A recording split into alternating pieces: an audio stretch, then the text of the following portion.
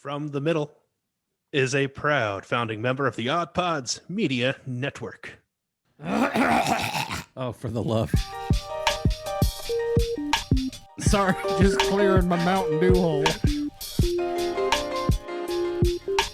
I got my phone hole cleaned today. That's where you keep it? You're so cerebral and you're so developed and evolved.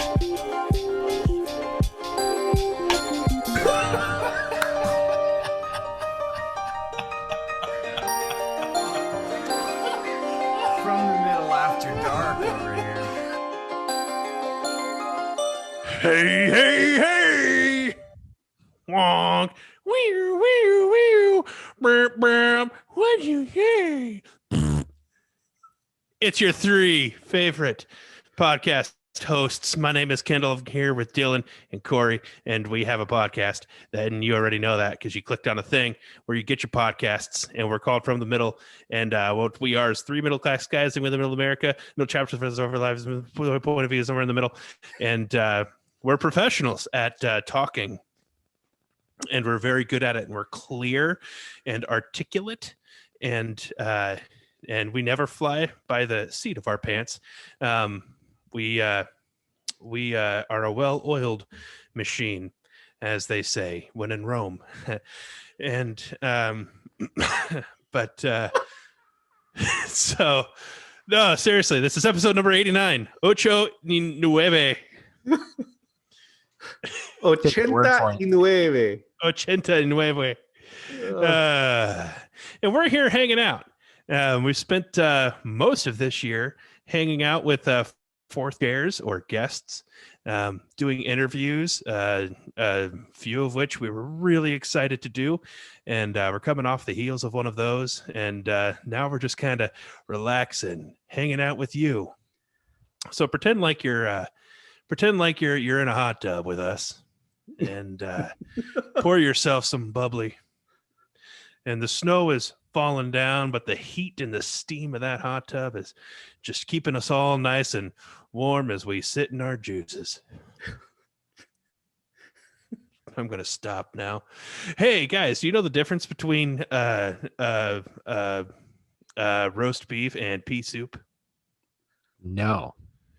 Anybody can roast beef. I don't know what I'm doing anymore. I love that. I love out of everything in that long-winded and hilarious introduction. The thing that I chose to correct you on was your Spanish.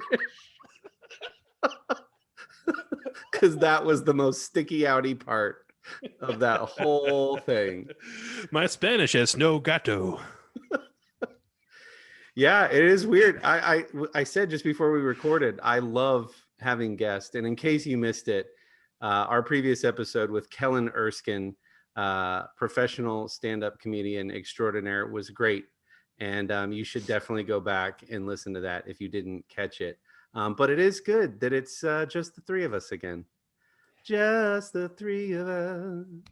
We can make it if we try. All right, you don't have to do all that. Okay. I mean, you can. I'm not complaining. Dylan, say things. I had this flashback to Three Amigos as you were talking about just us hosting and just how big of idiots they all are and what a good movie. And I think if anyone's listening for the first time, that's an old movie. Nobody that's listening remembers it, but it's a great movie and they're all idiots. And that really is our show in a nutshell. Pretty much. And then I thought of the part at the end where somebody's trying to get somebody else's attention.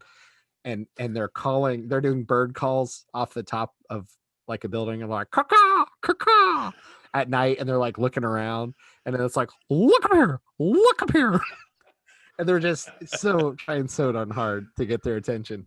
But it's here we are, and this is a comedy and culture and entertainment and interview type podcast, and honestly, we just like having fun, and that's the motivation. We just want to have fun. So thank you for tuning in. Indeed. And when Kendall was describing us in a hot tub, since we're referencing movies and TV shows, I was thinking of the Will Ferrell, Rachel Dratch sketches from SNL, where they would be in the hot tub referring to themselves as lover. And then I was also going to make the joke that better be a fairly large hot tub. Yeah. Because not one of us is a slight individual, and combined we are a whole lot of loving. So There's a lot of displacement that happens. Yeah. And fortunately, the larger the hot tub, the less potent the juices. So a bigger hot tub is always a good idea. wow, It's- this is great. I love this start. Can we not talk about hot tub juice anymore? Well, That's You the brought it title of up. the This episode, is- baby. hot tub juices. I'm gonna bleep it every time in post after we're done. I was actually Dylan was saying some things earlier, and instead of paying attention to what Dylan was trying to communicate, I was instead laughing and giggling at myself because of how funny it would be if I did that thing where you just like bleep out a couple of whatever words and you could change the whole context of the Yes. sentence. Mhm. I don't know. One of these days I'm going to surprise you guys and do that to a whole episode. Perfect. It's the Jimmy Kimmel Live bleeping things whether they needed it or not Yes. thing. Yeah. Yeah, that's exactly what it is. Yeah. Yeah, our friends at Grief Burrito just did that in the last week or two, and it was quite hilarious. Hey, we don't I reference bleeped them. them once. I just had a great chat with Jordan Shenton, one half of the Grief Burrito Boys, and Yeah. Dylan and I were just talking before we recorded how darn affable they are, and Lovely. lovely individuals, We're lovely. making Knutsford proud. And I don't want to give anything away because nothing is set in stone, but there might be a trip being planned to our fair city, Ah. and it might be maybe possible if 17 things happen that we get to hang out. So Mhm. once this is all over. Hmm. Anyways, getting ahead of myself. Hey, news for the podcast. Dylan, fill us in on the latest goings on. Yeah. So a couple things. You fortunately you shouldn't have noticed anything, which is exactly what we were going for. But we changed podcast hosts, and what that means to you, like I said, should be nothing. It's great for us. It's great for the Odd Pods Media Network. We got a really cool deal with our new host, Spreaker. One thing that you will notice here and there, as much as you probably love our very wordy ad drops for Artiest Man, which are always fantastic, you might notice actual professionals doing very short ads dropped into our episodes here and there, which is great because they're actual professionals doing ads for us. And that's pretty much it. If you ever have sent us a voicemail, one other change that will affect you, instead of going to our previous host and trying to submit a voicemail through our host's website, which we found to be a little more cumbersome recently, you have to make an account. Now, on pretty much all of our social profiles, you'll see one link that'll like take you to all of our important pages. Also a phone number listed on several of those. We now have a business number. You can check it out. It's a 614 area code for the Ohio people. So look out for that business number. You can literally just call it like out of your normal phone app and leave us a voicemail. And that might get featured on the show. So you'll still see us on all the platforms where you might listen to podcasts now: Apple, Google Play Store, Spotify, iHeart, Pandora, Amazon Music. You might hear some professional ads dropped into the show. Thank you so much for listening. If you really don't like ads, just hop over to our YouTube channel and check us out on YouTube, and you can avoid those ads if you really don't want. But we're going to be still conveniently inside all the podcast apps that you're used to now, with really no other change that you should notice. So like I said, it's just good behind the scenes stuff that's happening for the network, which is fantastic. And it just helps us bring more content to all of you over time. Yeah, and one link to bind them. So from here on out, in every social media post and in every description of the YouTube videos, there's one link that will drive you to every other link that we have, with very clear instructions on where you're headed. So if you click on that link, you'll find Instagram, Facebook, YouTube, how to send our phone number, really, to send us a voice message. We didn't like that it was making you have an account before, so we fixed that for you and made it super convenient with a phone number. We love hearing from you guys. That's why we're trying to streamline this and make it as easy as possible for you to chat with us. Send us your questions, thoughts, ideas for something you want us to discuss on the show. If you want really bad advice, we would love to give you bad advice. Bad advice is my favorite thing to give. Yeah. And as always, we can still give you bad advice through chat on any social media platform or at fromthemiddle@protonmail.com, just like it sounds, PROTON mail.com. But now you're going to have that super easy link that's got our phone number in there and all the other important pages to just click that, find what you need, and interact with us however you want. Right on. That's Now that it. we got that out of the way, what's going on, boys? Happy belated Valentine's Day. There's a blizzard going on outside. It's Oh, a wintry mix of inches and inches of snow and ice. indeed Yeah. it is. I can't remember the last time there was just snow in Ohio for like weeks on end. Like normally it snows and it's here for a day or two and then it melts. And then you go a week and then it snows and it's here for a day or two and it melts. This is just nonstop snow. It's been snowy. Yeah. If there's It's been on Monday nights too, which is our recording night. And today I actually had the forethought to head up to our studio and pick up my stuff and bring it home so I can record from here tonight instead of drive sideways home after we're done. So yeah, my wife's happy about that situation. She knows I'm alive and That's always a whatnot. plus. Those things that help relationships work. Yeah, they tend to like that. So yeah, it's wild. And we're gonna get dumped on with more snow. A So lot more. Sherry was asking me the other day because she knows I don't love winter. She's like, does it make winter easier for you being able to at least see a white landscape and feel like it's a true winter? Or is it harder if it's just gray and cold and dark and suck all the time? And I answered the former. At least if I want to feel like it's winter and enjoy the look of some snow. But for it to just be below freezing and gray and cold and wet and gray and cold. Did I mention gray and cold? Mm-hmm. You did. Yeah. Twice now. Okay. I'm counting. Yeah, the snow is at least something nice to look at. Thoughts on the matter?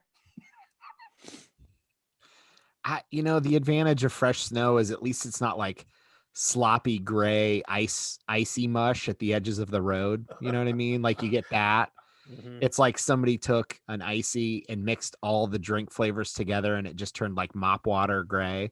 I think that's like the only advantage to fresh powder. And I'm working from home, so for me this is like I don't mind looking out and seeing pretty white snow everywhere. Mhm. I'm not mowing my yard. I can just look out and see snow and enjoy the non-slush garbage water. So it's fine. Yeah, it's fine. I like winter and I like snow. I love snow actually. My wife hates the snow. Mhm. But I love it. There's a good chance that if this storm is over by the time we're done, that I'll be out there cleaning our driveway like at midnight. Mhm. So that probably won't actually happen. I'll just get up early and do it. Yeah. But I like it. I even like the work associated with maintaining a driveway. Okay, so question. I feel Yeah. like I've heard before when people say they hate subtitles, what they really mean is they can't read fast. And so I feel like that's what's going on with snow. Like nobody actually hates snow, right? Yeah. What they're really saying is I hate driving in snow. I even like that. I hate that it's super cold and I have to wear extra layers and like think more about I can't just throw on flip-flops and shorts and run outside. That's what people mean, right? Like I need to hear from people if they actually like, no, I Mhm. hate the pretty clean white looking powder outside is what I mean. I have an extreme distaste for the look of wintry wonderlands. That's what I mean. I want to know if people mean like the look, Whoa. they don't want to live in a painting, or they don't like the cold and they don't like driving is what they really mean. I hope that person doesn't exist. They would be a frightening person. Well, if they hate the beautiful, fresh snow look landscape, then Right. there's a fiery or the lake of fire waiting for them. Yeah. So that's all I have to say. I don't know if anyone out there actually like hates looking at snow. I guess let me know that I'm wrong. But I don't. This is the subtitles thing. It's like, oh, like foreign films, you just can't read fast. I get it. Yeah, This- it's like couples. I think every couple has probably had this discussion where it's like, Yeah. I hate doing laundry. Well, I hate doing laundry too. Well, I don't mind doing laundry. I just don't like the folding. Right. Like, well, that's what everyone hates about laundry. Anybody can spend 30 seconds and push some buttons on a machine. That's not the annoying part. Yeah. It's like use your big boy words or big girl words. Let's talk about what's actually bothering you. Yeah. So And it's you don't hate laundry. You hate Yeah. folding laundry. That's what Yeah. it is. Hey, I'm so So- glad you brought this up because this is another callback to an earlier episode. So we've sort of made fun of Marie Kondo and the whole tidying up movement. Mhm. I texted you guys a picture the other day of my dresser drawers. I've been condoing my shirts. I missed that photo. Can you do a screen share for the YouTubers? I don't Is think it I on there? can. I'll send a photo. So I've been Okay. Marie Kondo folding my shirts. She has a very specific way that she recommends folding your shirts so you can Yeah. see them all at once. Yeah. I've worn like 2 shirts in the last 4 months. And my you need to throw the dressers- rest of them out. My dressers stay clean There and you I go. can see exactly which shirt I'm selecting. Yeah. I think I'm happy to admit that I was a little bit wrong perhaps about some of my preconceived condo notions. I think Okay. I don't think I'll ever go back to folding shirts the same way again. Have you gone back to Yeah. rewatch any now? Now that I've you never watched are- an episode. I was making fun of her with no evidence to back it up. Okay. See, okay. Now you have to go back and watch some episodes and then chime back in. Now that you're not prejudging a perfectly nice lady who's trying to help the world, now you need to go back and actually watch some and then share what it's like once your walls are down and you're willing to hear somebody's heart a little bit and She's what they just have to trying to say help to help people. you. She's just trying to help people, man. I just, yeah, I think you owe it to the audience now that Yeah, well, You see, hate Marie Kondo. I started with the admission of guilt, mhm, Yeah. which starts with some self-awareness, and admitted that I was wrong. And I even showed my daughter how to do it. I'm like, Lily, check out this shirt folding method. It's dope. yeah. I guess I Exciting just need times to- in your house. I guess I just need to see you fall a little further before I'm willing to accept. And they're Yeah. color coded, by the way, but you knew that, of course, right? Yeah. Well, yeah. Are the colors in alphabetical order? So, like, is blue before? No, I did Roy G. Green. Biv. Oh, okay.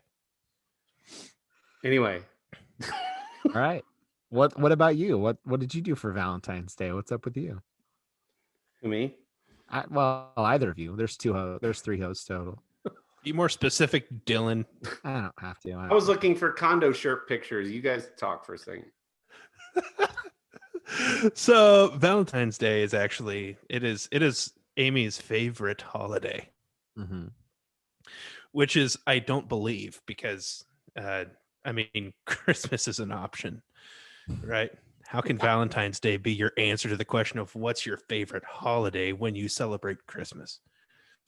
But nonetheless, she lives in a world where Valentine's Day is a big deal, and no, which I appreciate that. I love her for it. I have never given Valentine's Day a second thought until I married her. But we make it a bigger deal than I think most families. Like we bake a heart cake. And by we I mean Amy bakes a heart cake. We get some little gifts for the kids. By we I mean Amy gets some little gifts for the kids. What would you say you do here? I wake up in the morning and tell my kids, "Hey, look what we did for you." I teach them to ride bikes, you guys. We've been over this multiple times. No, but it is actually a fun day. It's a fun day for our house. Nothing big and extravagant, just little things. We had cake, and dinner was a little extra special, and there were little gifts involved, and Amy made sure that each of the kids had like Valentine's Day shirts or something to wear. And That's cute. yeah, Nice. yeah, it was fun. All right, let me ask you a follow-up question.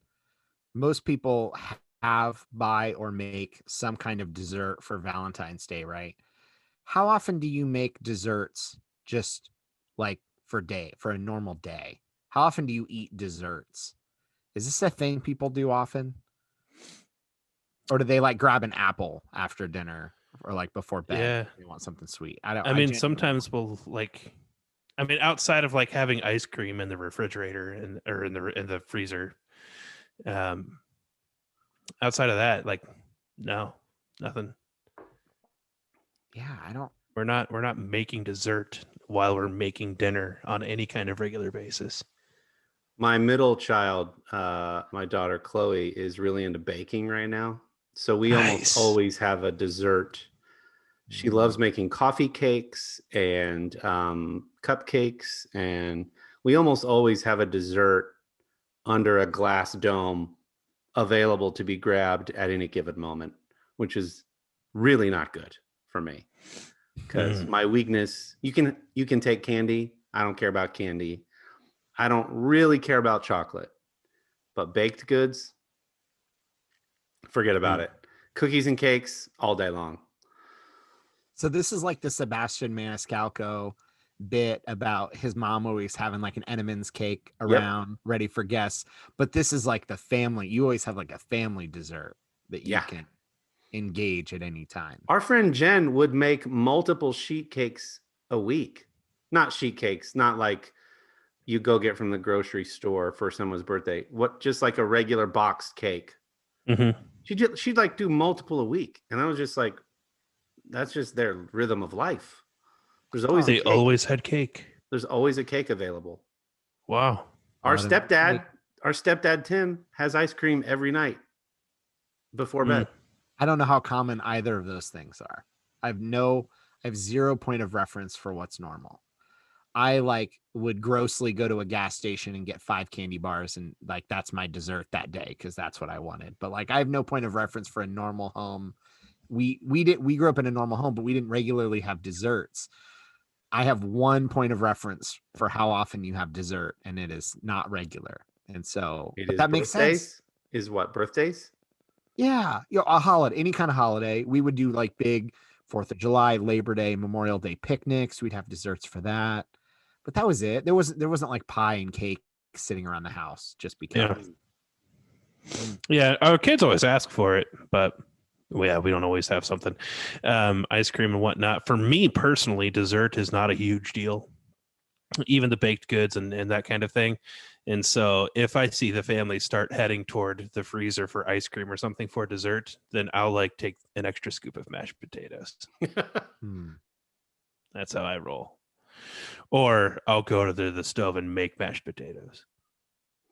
Oh, look at that. That's my shirts. Look at that shirt drawer. Yeah, if you're listening and not watching on YouTube, Corey is showing us a picture of his Marie Kondo shirt drawer, which looks really nice. You've Roy G. Biv'd it up, and I think it looks. You need really to good. vacuum your carpet there, sir. Of course, you would point that out. I'm going to Photoshop that out now. I'm so self-aware.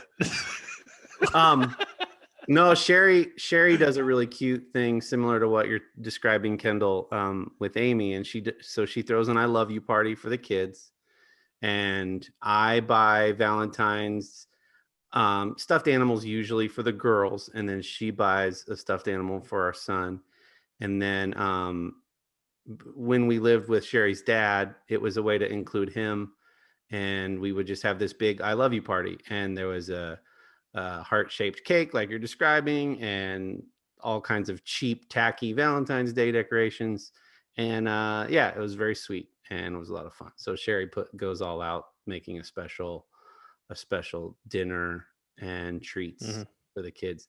They're dipping Oreos in white chocolate. They're dipping Rice Krispies in white chocolate. They're dipping pretzels in white chocolate and then putting sprinkles on them. So there's just this big platter of treats dipped in white Nice. chocolate. Oh my gosh. I would love, yeah. That's we did like Amy made a chocolate like with the kids and her dipped strawberries into chocolate. Yeah. And Amy had like these freeze dried raspberries that she crumbled into a powder and sprinkled that on top. Nice. It was pretty good. It's good stuff. Yeah. Not mashed potatoes good, but I mean good. What else is going on, boys? We all had good Valentine's Days. Dylan. All right, well, we had guests, so obviously I'm not going to bring it up with guests. But for anyone who's been listening for a while, EA Sports, the company who made past tense until now, the college football video games, has announced it's coming back. And we've gotten into this on previous episodes. Multiple previous episodes. There's There's holes in the wall in the studio that I still haven't fixed. For sure. And we don't talk a ton about gaming, but this for me is one of those, like, I could play this series forever. If I could pick only a couple series of games to play for the rest of my life, this 100% would be in there. So long story short, there was a lawsuit years ago from previous college athletes about EA making games with players that had their shared a physical likeness. The in-game characters looked too much like the actual players who couldn't get paid for those games because they were in college. They're not professional athletes. Fast forward, this is becoming a bigger issue. The NCAA has to address it, and they basically pass a law or a bylaw for the NCAA that says we're going to allow players to start making money off of their own likeness. And this was what, a year or two ago? Does that sound about right? And so we started talking about then, oh my gosh, does this mean the games can come back? But like some of the conferences had like withdrawn their copyright. So like you weren't going to be able to have like half the conferences and teams in a game. So it just felt messy. Well, apparently NCAA or EA Sports has bypassed copyrights with NCAA directly, and they've gone to, Corey, you probably know from licensing stuff. It's like the collegiate sports licensing company or collegiate, I don't know. There's like one licensing I know what you're talking company that handles all the trademarks and stadiums and trademark names, trademark looks, trademark pictures, uniforms, stadiums, all of that. And EA went directly to that licensing company now that they're rolling out this ability for players to get paid for their likeness. So the games won't be called EA Sports NCAA and insert a year like the last game was NCAA 14. Similar to what they do for Madden for those. So Madden 14, Madden 25, Madden whatever. It's just EA Sports college football. And frankly, we actually know almost nothing. Like there's other than I can't imagine there'll be a game this year. That's too fast. We'll probably see a game at earliest. They used to come out late summer. So maybe July, August of 2022 might be the earliest we're going to see a game.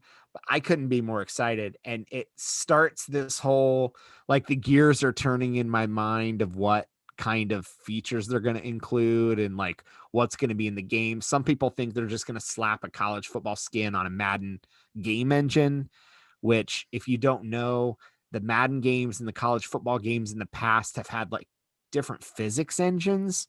So they play different. They feel different when you play them. I'm at the point where I don't care what it is. I just give me all the teams and the ability to play a game in updated graphics, and I'm going to pay for the game 100%. But like, this is going to be a whole thing. I'm excited because like, I don't have a 4K TV.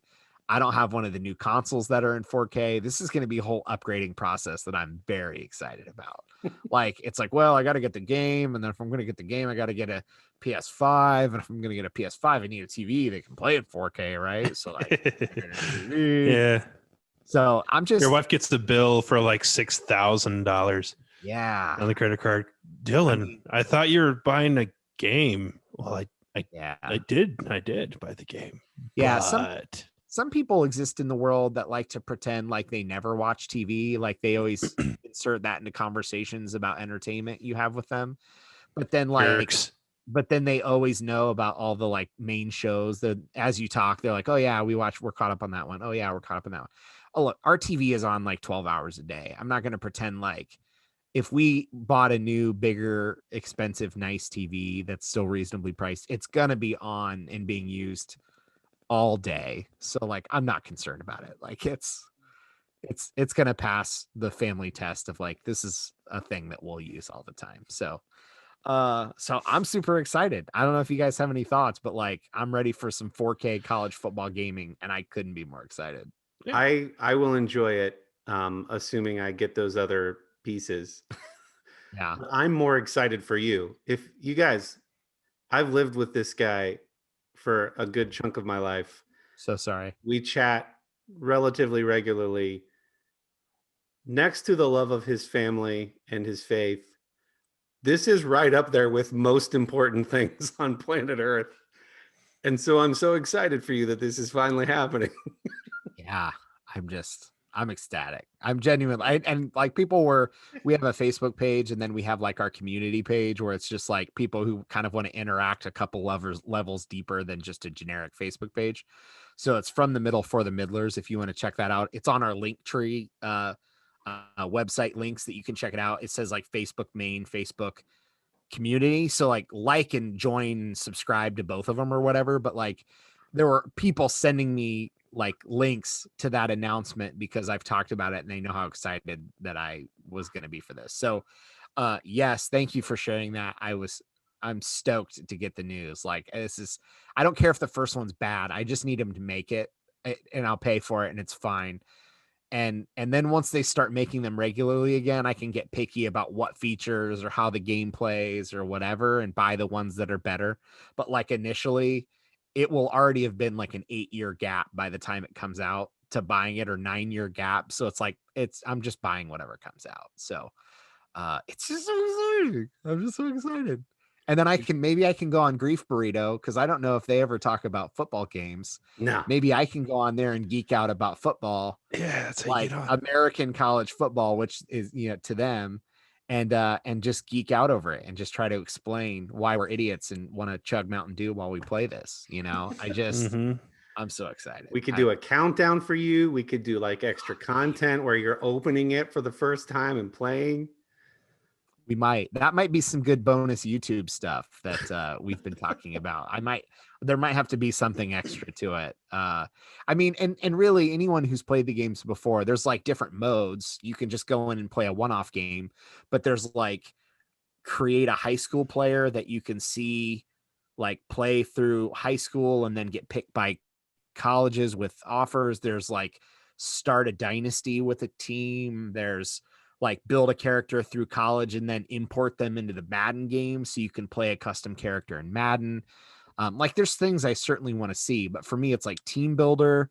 I want to be able to customize and build my own team, and I want expandable playoffs. Like if they will give you not only the 4-team playoff we have, but let you go to like 8 or 8 and 16 to build it out, I would be so excited. Yeah. That's what I want most, but I'll literally take whatever. They could package a turd with the title on it and I'm going to buy it. So it's fine.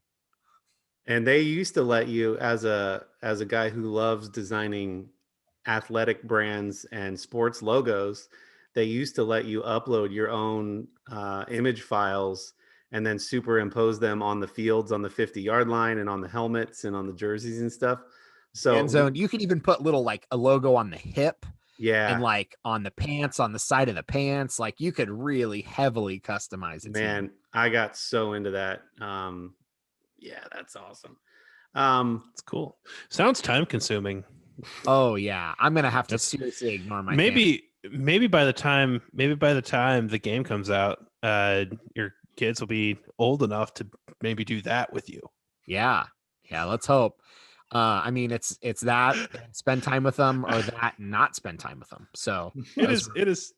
Those are really my only options at this point. So I want to say that it has recently come to my attention that when I say things like that, that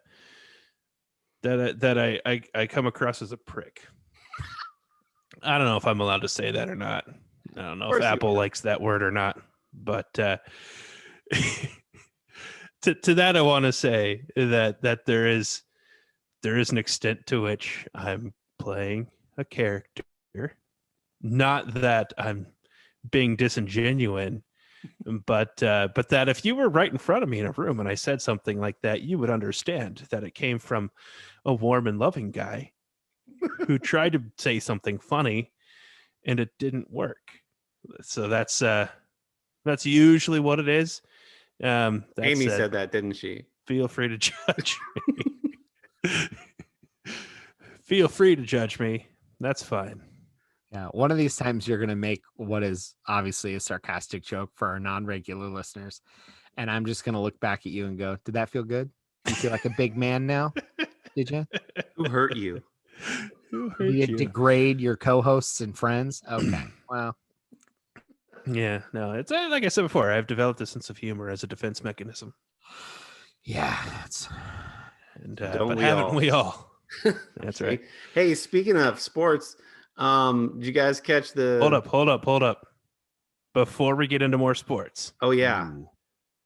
before we do that, very important that people listen to the next, I don't know, minute or so, and or skip. I don't really, whatever. I don't care.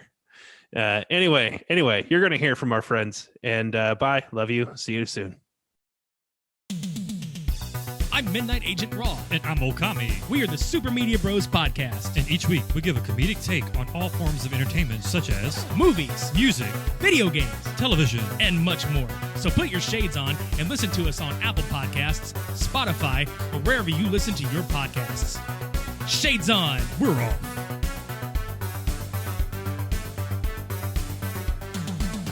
that was great, wasn't it? Yeah, this is fun. So anyway, speaking of sports, did you guys happen to catch the Super Bowl? Did you watch the? Sure Yeah. did. I wish there was a game on, but I did watch it. It was, for the few of us who were rooting for the Buccaneers, and don't live in Tampa. It was actually a really fun game to watch because you knew that everybody around you was rooting against what you're rooting for, and that makes a shellacking feel good. I'm not helping that prick thing, am I?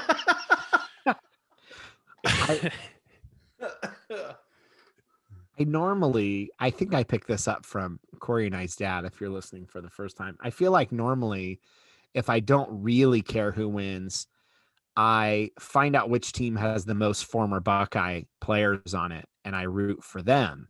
Just to more Super Bowl rings for former Buckeyes. I didn't even look it up this year, and I just knew. I think You I knew thought, where more Super Bowl rings already were. yeah, and which team they landed with. Yeah, probably. And Tommy Brady got it done. And so, but yeah, I still don't know. I still haven't looked it up. So if anybody knows, they can let us know, but or shoot me a message from the Middlers page. Tom Brady has more Super Bowl rings than any NFL team. And any team. Yeah. Anyway, that's impressive. Greatest of all time. I get it. Any comments on commercials or the halftime show? Because some of us only watch for those things. So the halftime show, somebody made the comment that, was it you, Dylan, who said that? Like, somebody said, I just learned that the weekend is just one guy. Well, you guys are laughing, so yes, I did say that. Mm-hmm. That's real. I don't remember. Was Actually, that I think real? it might have been Charles. What's that? You really didn't know the Huh? weekend was just one? Who didn't know the weekend was one guy?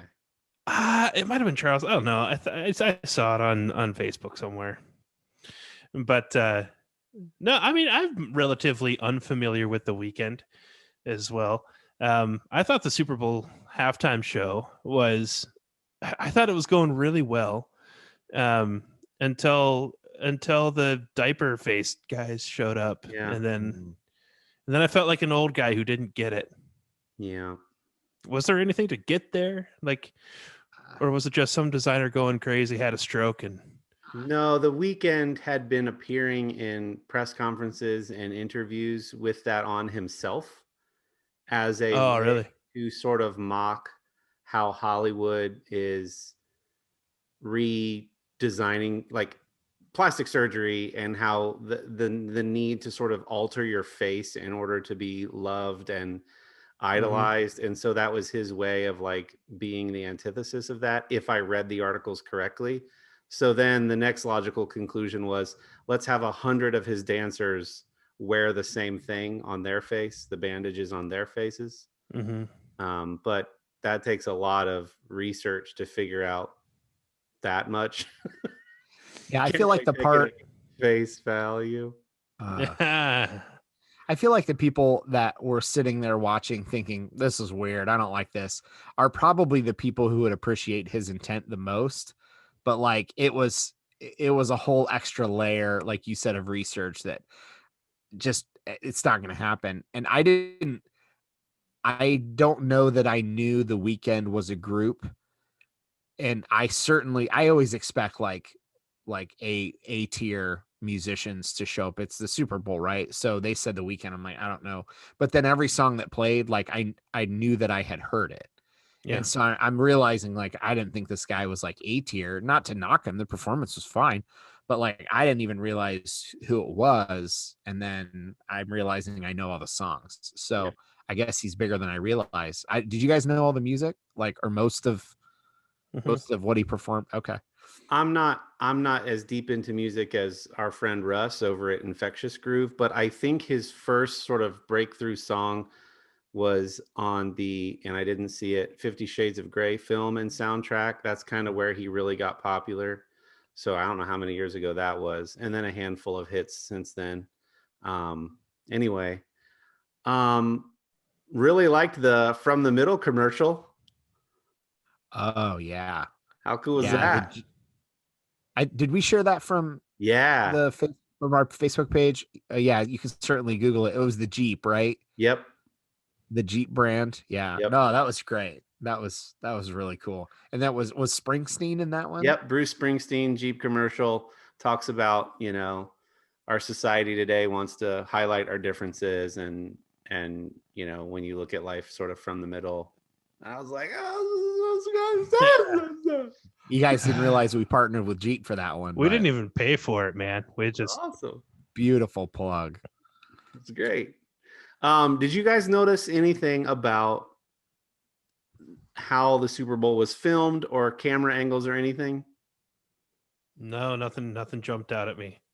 Okay, so I'm not a camera guru or videographer, but I noticed that especially when there was a touchdown celebration or when the players would go like high five each other in the end zone, that it seemed like they were shooting with a unique camera that has a shallow depth of field. So like if on your iPhones you go to portrait mode, the reason that those look so professional is that the algorithm makes it such that the background behind you is blurry and that the subject is in focus. Whereas normally almost everything would be in focus and whatever. And I'm like, enough to take note and like Google it. Like, what are they doing with these cool cameras? And then this past weekend on UFC, after the fighter would win, they would do the same thing. This really super shallow depth of field shots of just the fighter, you know, arms up, celebrating, their corner coming over, coaches hugging them and everything. Everything else is kind of blurred out. And it was stylistically like noteworthy.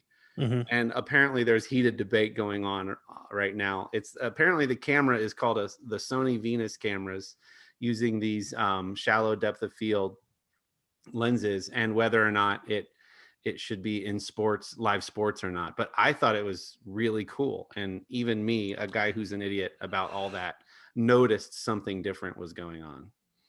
I thought I'd noticed that maybe this is kind of what you're talking about. When they would show like a replay of a touchdown, it was a little different. And specifically, I thought I had seen them show a replay, and the replay was in a little bit of slow motion, almost as if it was like a video game replay.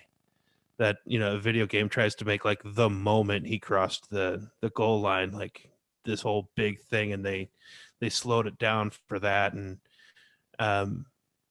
so I felt like they were doing that kind of thing on a couple of the replays that I noticed. If we're talking about the same sort of thing, Yeah, I'm trying to pull then up I thought it was cool that they were being a little bit more artistic, a little bit more intentional with some stuff. It's not a great example, but it kind of allows you to see what I'm talking about. So like everything behind him is blurred. He's in sharp focus.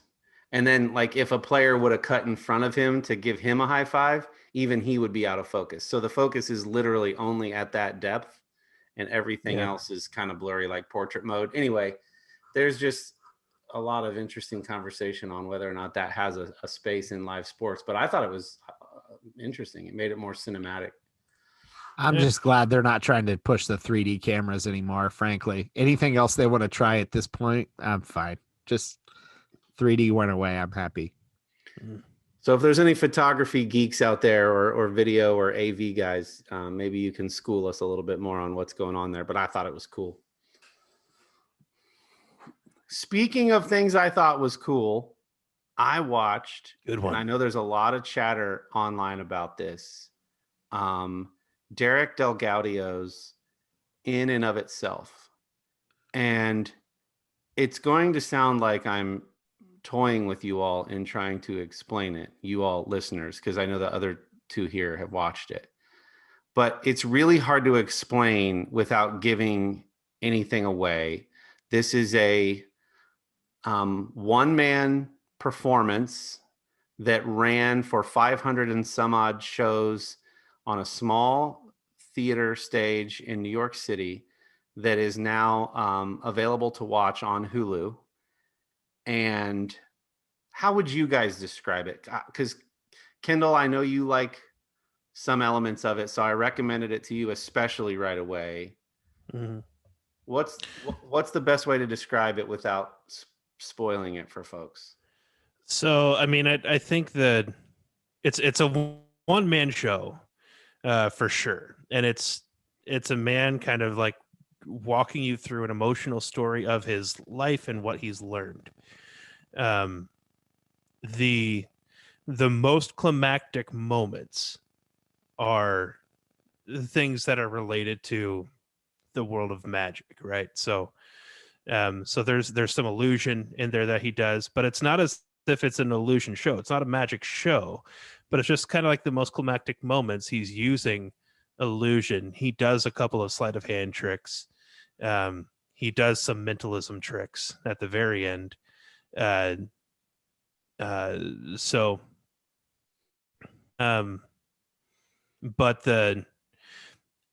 it's also artfully done that the point of his show is not to impress you with how good he's pulling off mentalism or with how good he is at his sleight of hand with a deck of cards. Which the point is, which he is good at both of those things.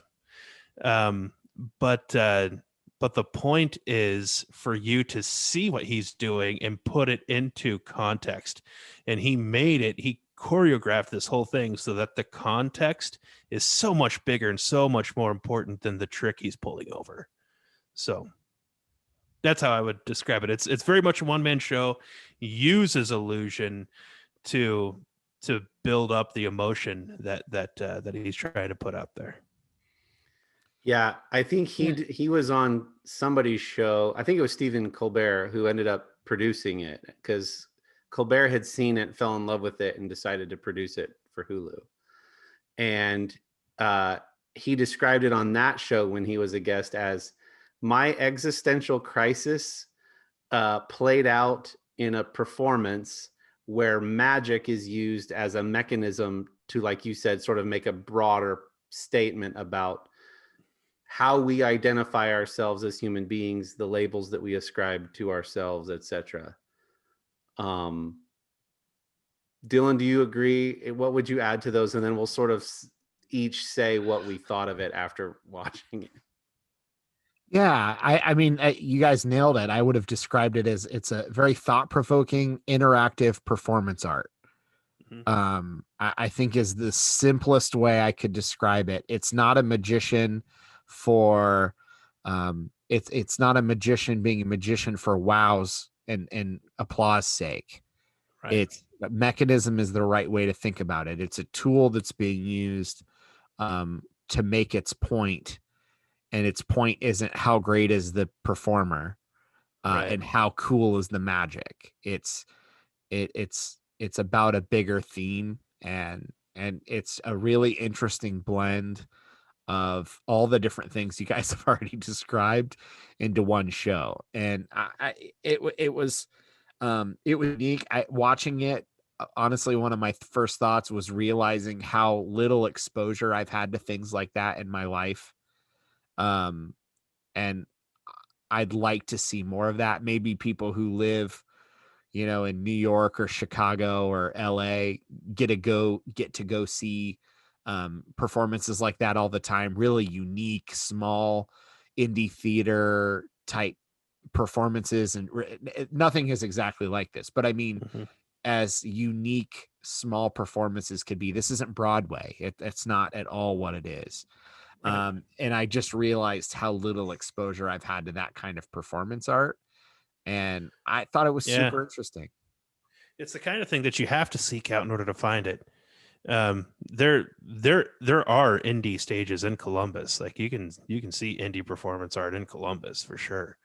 But you're not gonna stumble across it probably. Like you have to look for it. So the film is basically a compilation of multiple nights that this took place, with sort of the best clips from each. By the way, there are a ton of celebrity cameos. Oh yeah.